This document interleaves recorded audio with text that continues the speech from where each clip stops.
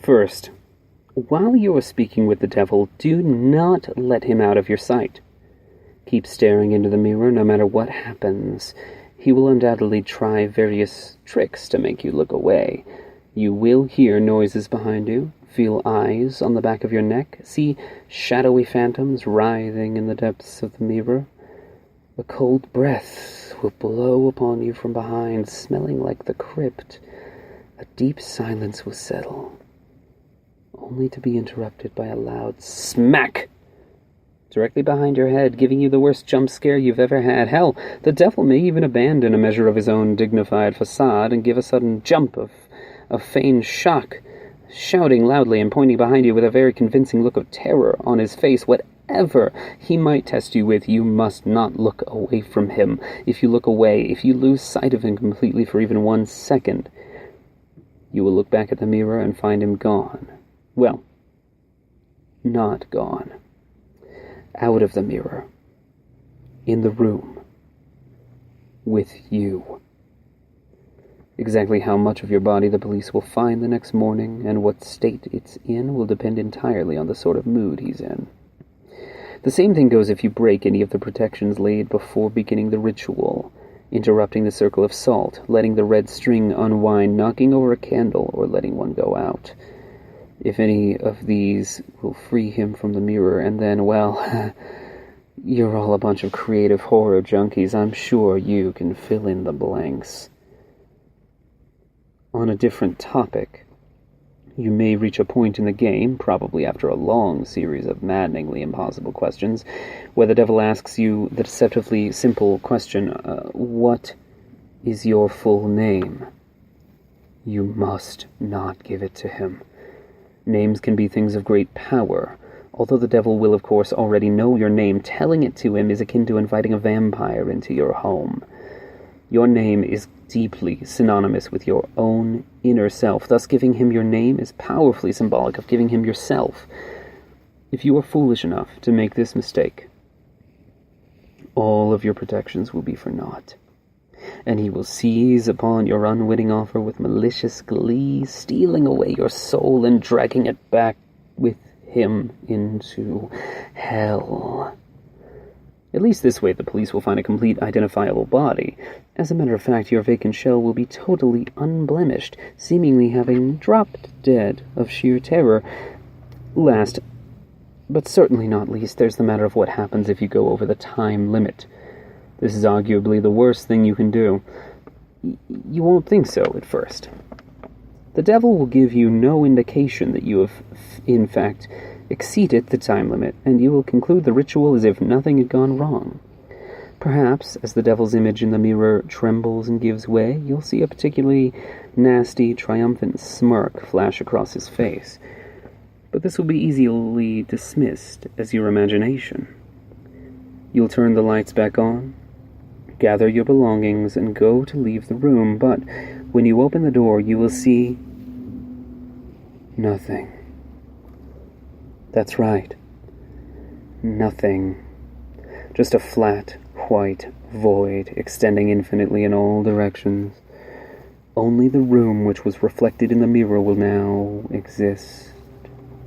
Incidentally, if you turn back round to face the mirror again, you may just catch a last glimpse of your own reflection. Perhaps it will even turn and favor you with a smirk and a cheeky wave before sweeping out the door into the perfectly normal church hallway outside. As you may have already figured out, you yourself are no longer in the church. Your soul is now trapped in the mirror, and the devil has taken the liberty of possessing your body now that you are no longer using it. Pound on the glass and scream all you like. You'll never get out on your own, and no exorcist can help you. But don't worry, it's not like you're in hell, right? At least not necessarily. What you have to understand, see, is that a human soul stripped bare of its flesh is a deeply volatile and vulnerable thing, especially when trapped in the land of the living. You are now an entity of purely mental properties, and as such, the barriers between what is real to you and what is imaginary have been completely resolved. As you fill that reflected room with your anger, your sorrow, your fear at being trapped, these emotions will begin to coalesce, given form by your mind. If you're not particularly imaginative, these creatures may be, they may not be too terrible, maybe not even able to inflict horror or pain. With time, you may even be able to teach yourself to get rid of them. If, however, yours is a mind haunted by monsters, a mind that is vibrantly creative and imaginative, and more than usually twisted, well, there's no telling what horrors might come clawing their way out of that maelstrom, tasting sweet release from the confines of your subconscious, hungering for your terror and suffering.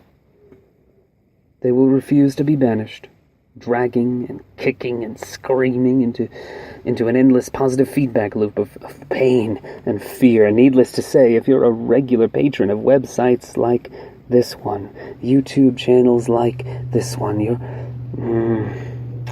you're screwed. There's only one way to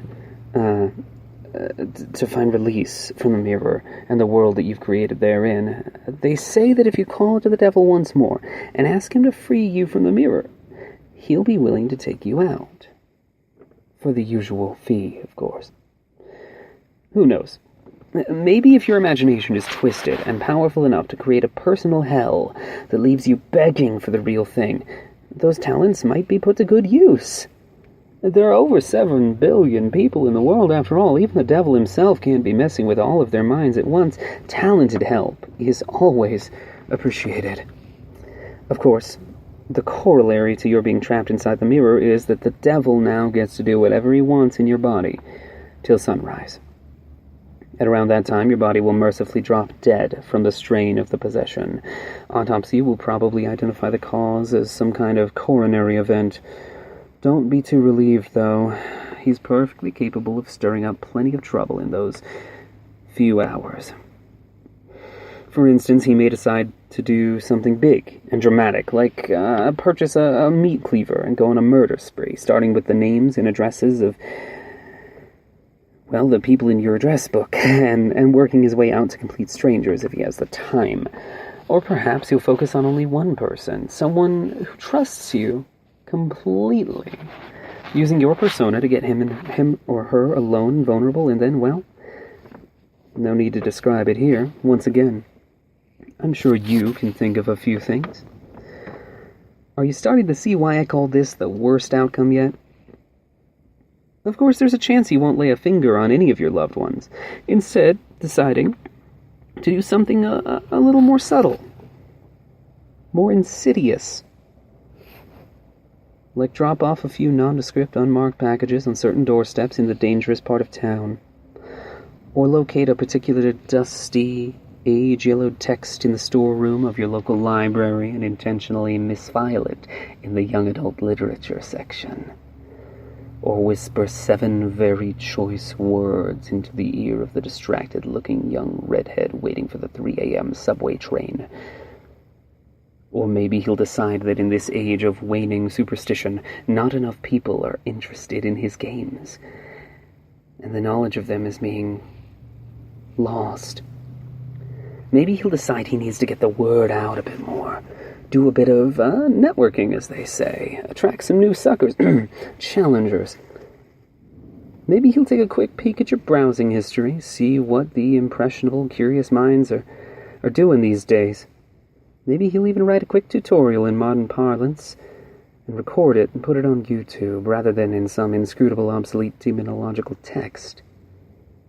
Yeah, put it on YouTube and see how many views he gets. Maybe I really shouldn't have gone there, but if you've made it this far without shying, a little twist at the end isn't going to put you off, is it, dear listener? I'm sure there are plenty of intrepid adventurers among you with burning questions that you'd like answered. You're all a smart bunch. You know the pitfalls. You know the conventions. You live and breathe this sort of thing, do you not? There's no way you'd fall into any of the obvious traps, right? You're not some Dick or Jane off the street after all. You'd be bringing a whole new level of competition. You would... No, excuse me. I hear someone calling for me. What? You want out that badly already? Must be one hell of an imagination you've got on you. Perfect.